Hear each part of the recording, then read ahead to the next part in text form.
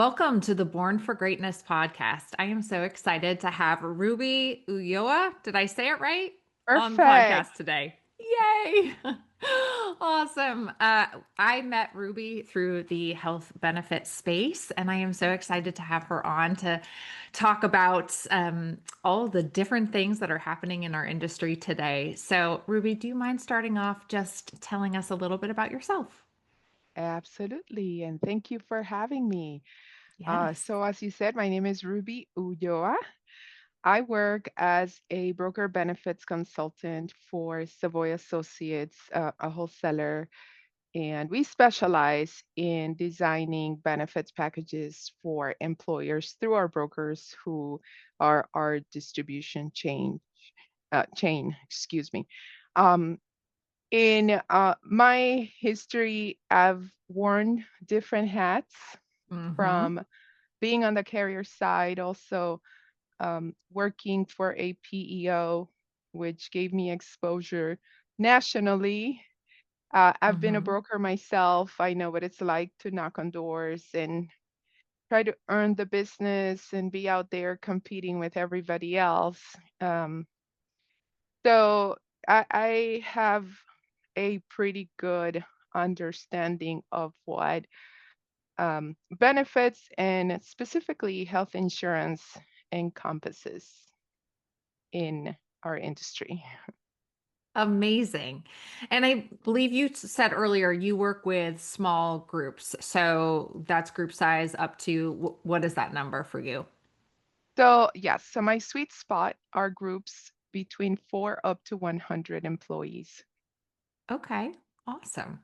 So tell us, like, what are some of the challenges that you're facing today? We are in Q4, which, for those of you who don't know, in this space is the busiest time of year with 12/1 and 1/1 being huge renewal cycle time. So tell me a little bit about what you're seeing in the marketplace right now.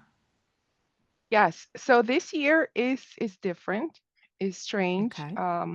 There's always uncertainty, right? Because we never know what the Mm-hmm. future holds. We work really hard at preparing ourselves and being ahead of the game so that we can provide the best possible solutions for our brokers in my case and also for their clients. Um, the uncertainty we're facing today, specifically, I'm going to speak for 2025. Um, Mm-hmm.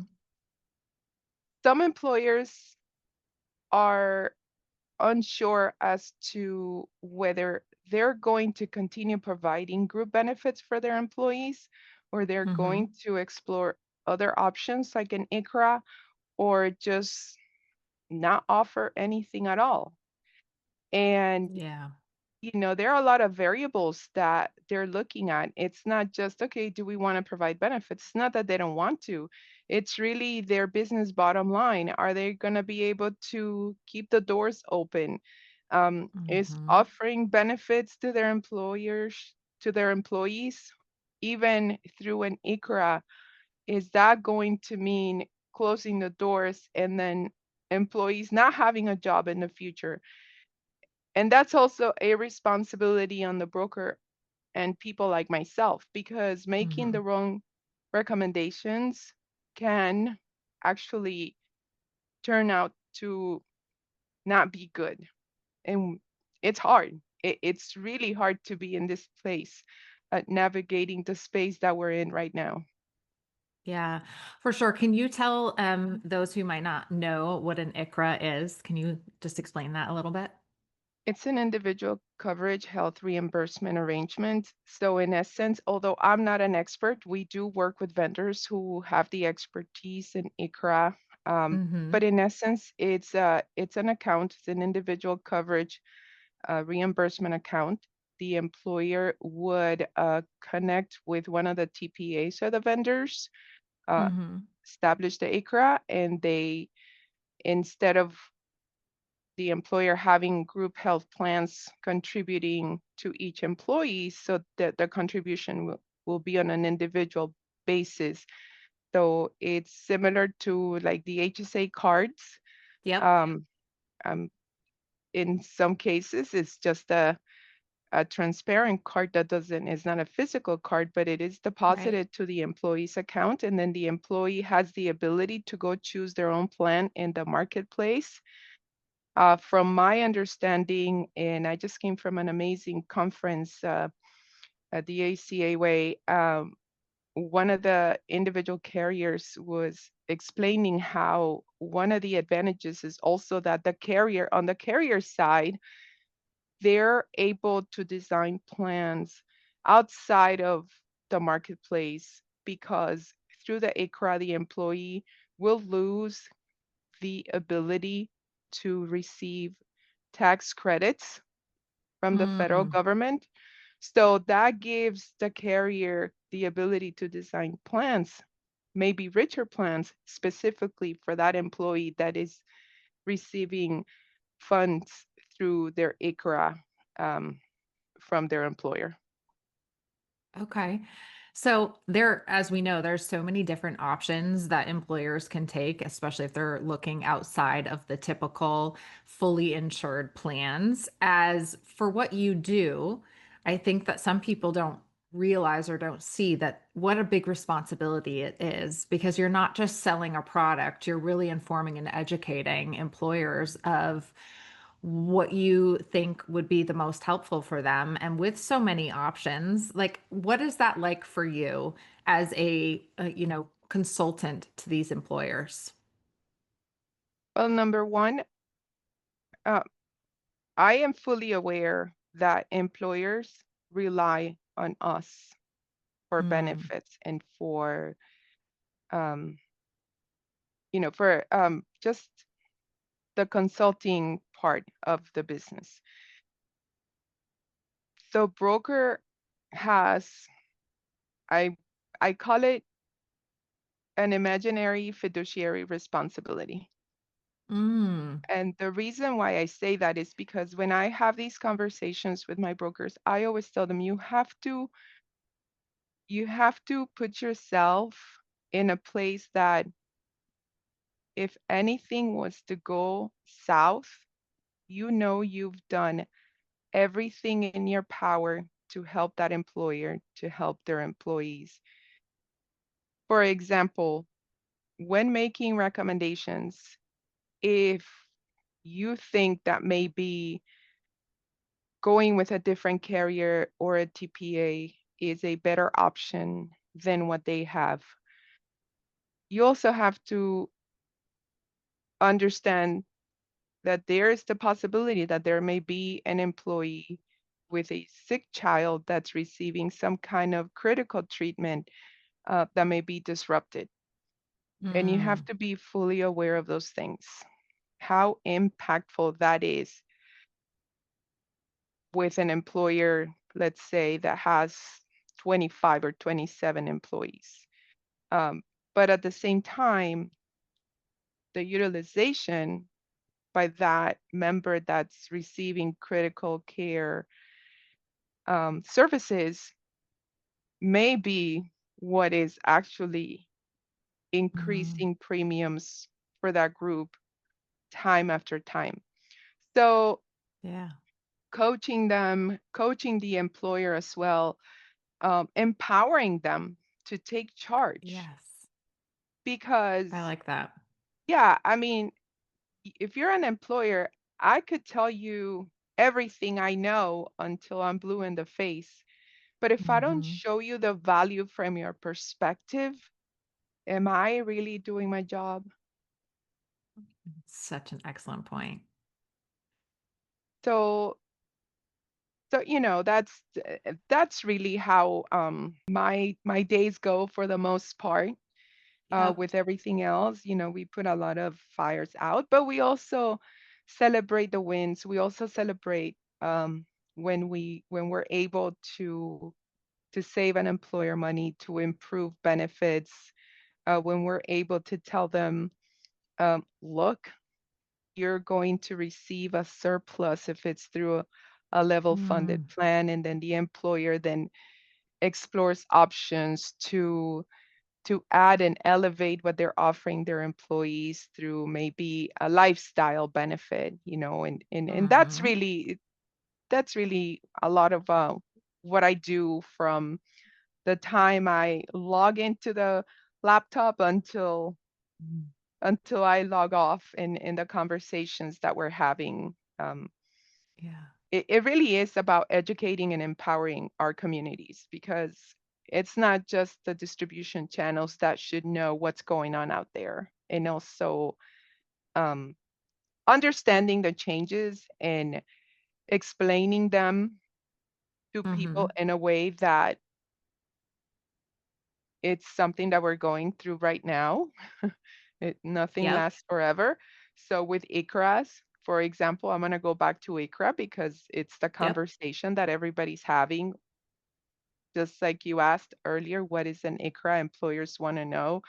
And the Mhm. best way to explain it for me is I remember when people had pensions, like my parents had Mm. pensions. Yep. Fast forward to now, they're almost non-existent. Now we have Mhm. 401ks.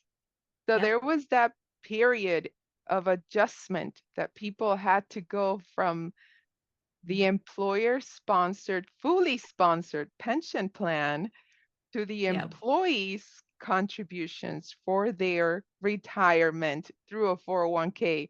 So there was a little bit of imbalance there, but eventually it evened out. And now, as we know, 401k is really one of the most effective ways to plan for retirement. Yes. That is so true. So, what do you feel like some of the biggest concerns around health plans are for employers or brokers that you're talking to? So what I'm seeing is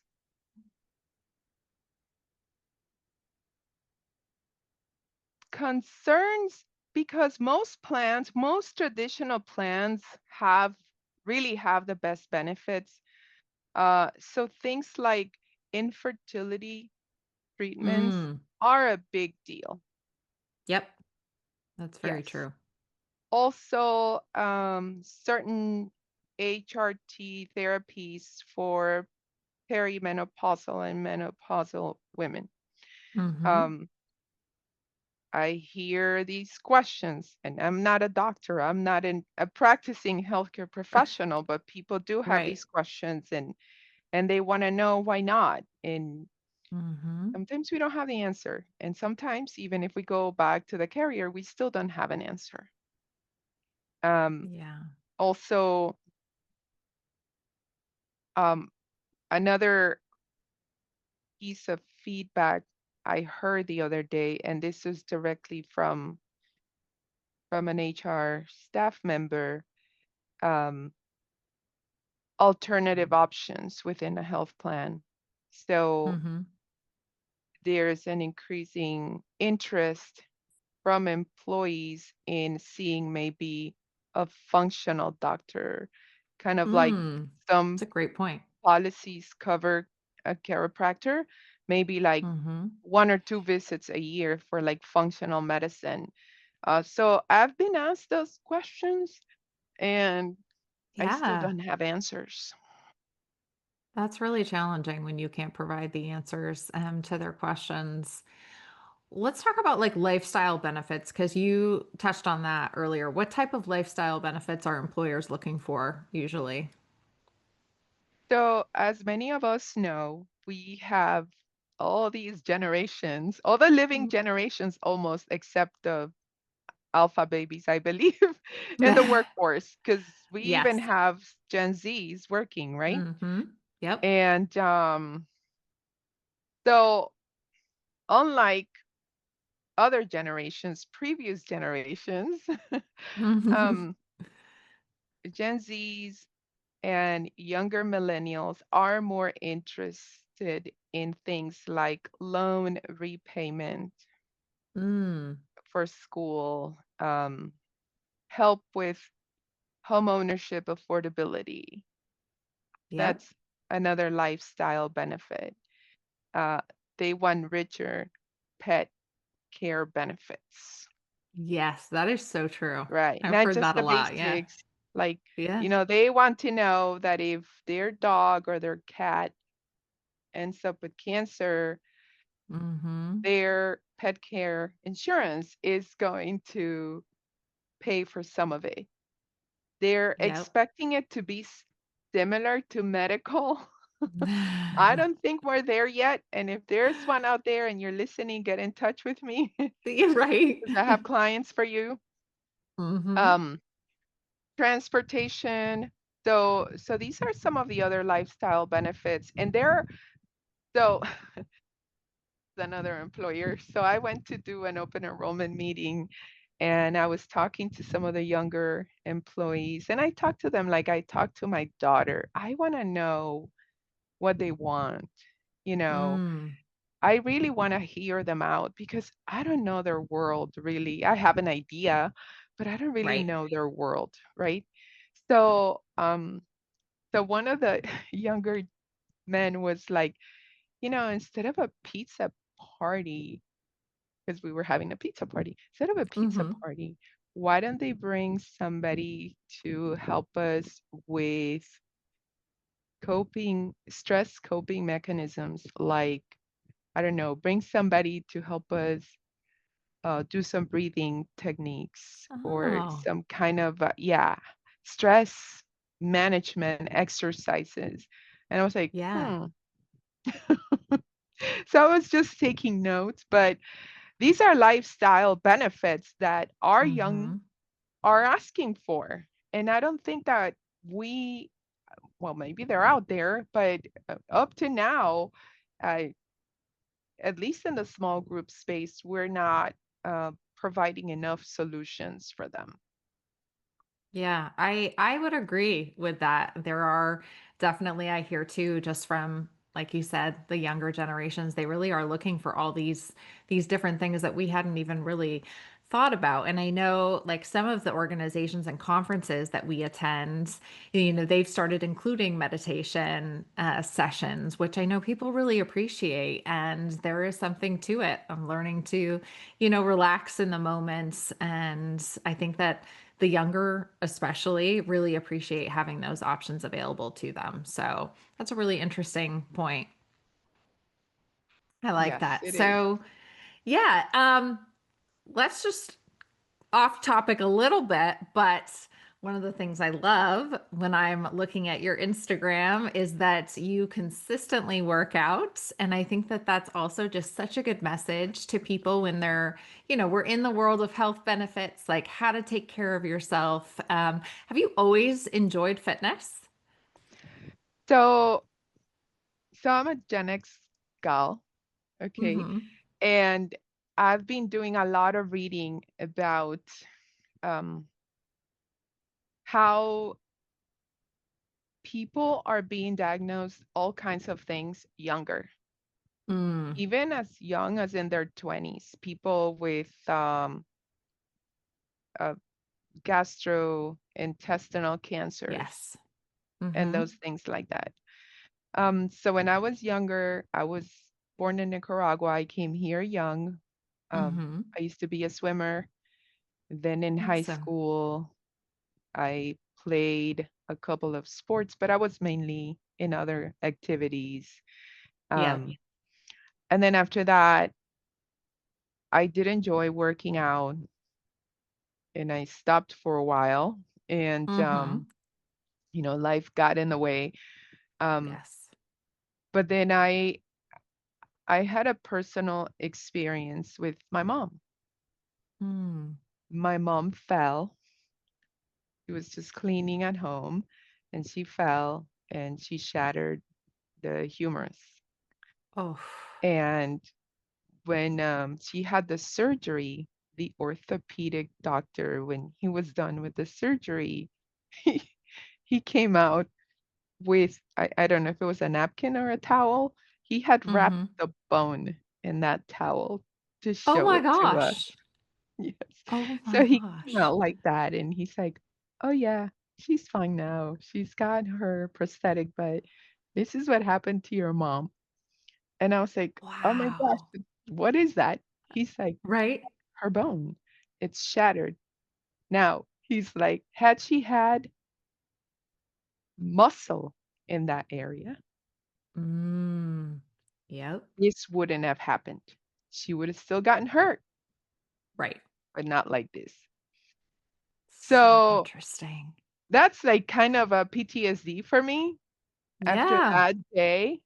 Oh, I'm sure. So I immediately started working out. And then I started doing more reading.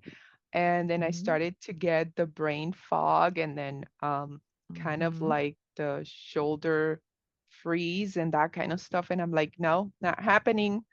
That's not going to happen to me.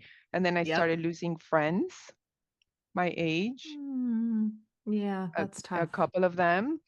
And then I started to see people also a little older than me and contemporary walking, needing help for walking with walkers.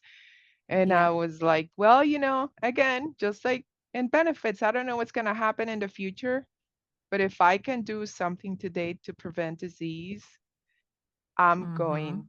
to do it. And ever since then, I've been working out 6 days a week. I lift, I do Amazing. weightlifting, and I love it. And I feel that my body craves it when I don't. Mhm. Yep, I am the exact same way. I said it's off topic, but in reality it's really not because again, it's such an important part of being healthy and taking care of our bodies and that ties into, health benefits and all the things that you're preventing if you do work out or you exercise and take care of your body. So, it is very inspiring Yes. to Yeah, watch and you we do could that. tie it to benefits because there are so Absolutely. many employers providing benefits like health pass, Yes. which allows you to go to like different classes or Mhm. going to the gym, and it's so underutilized. To me, Health Yes. Pass is the new disability benefits. It's so under, well, this one Oh. was undersold. And this one, for me, in my opinion, from what I'm seeing coming across my Mhm. desk, is so underutilized. That's such a So, good where's point. the accountability? We need to work on accountability. Yes, it's so true. And I know that like the big thing that a lot of people are talking about is like gamifying things. And I think if we could, employers, I know there's so many employers that work remote now, so it's a little bit trickier, but um making some sort of game out of making sure that your employers are or your employees are taking good care of themselves. I think it's really important for Yes, sure. I think So incentives, financial incentives would work. yes, you are absolutely correct. They absolutely. Well, if you think about it, I remember, gosh, this is probably dating myself a bit, but do you remember when it was like if for smokers, like if you stopped smoking, a lot of employers did some sort of incentive.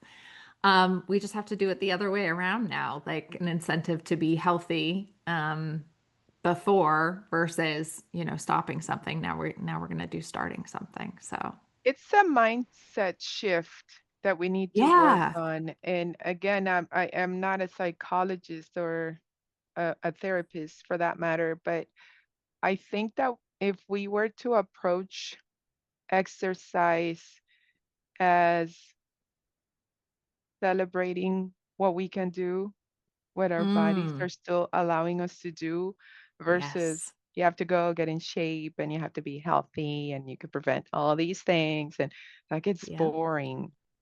Yes. So So true. kind of like I I believe in empowering people. Hey, listen, Hmm. here it is. You run with it.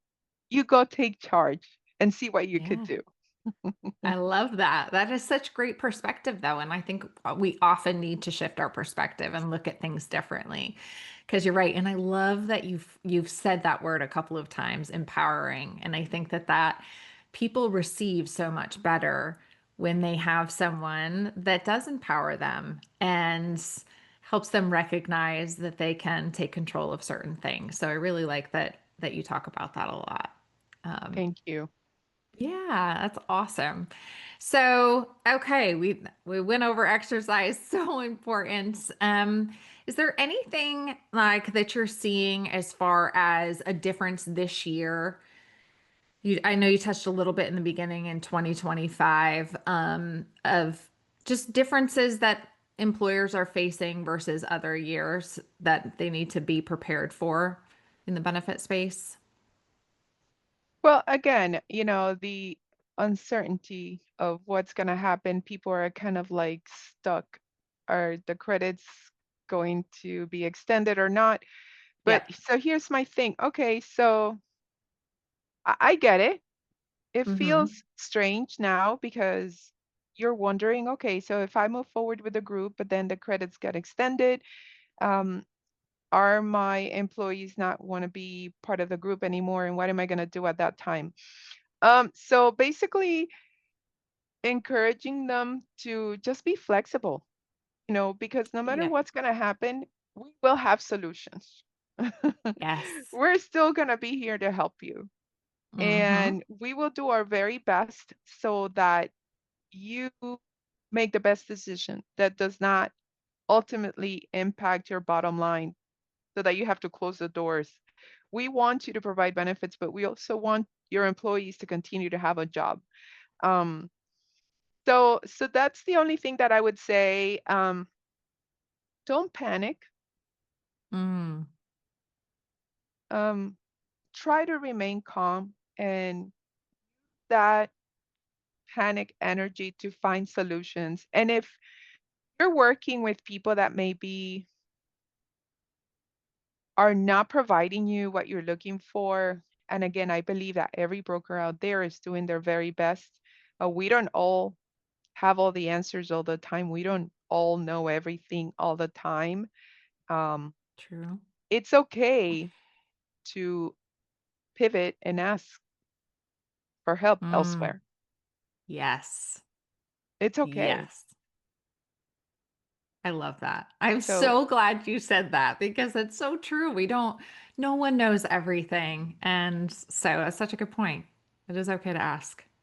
yes. And from the broker perspective, ask for help. Mm. If you need to partner with somebody else, we're all in this together. Yeah. Yeah, we're competing with each other, but sometimes it's better and it takes bravery to say, hey, listen, you do this very well. Can I Mm-hmm. partner with you? Yes. That is so true. Again, great. You have such great perspective. Thank you for coming on and sharing your perspective and your wisdom. If somebody wants to get in touch with you, how would they go about doing that? So they can email me at Ruby_Ulloa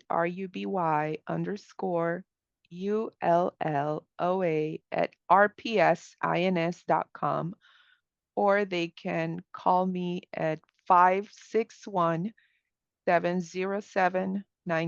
561-707-9753. Amazing. Well, thank you so much for joining me today. It was an absolute pleasure.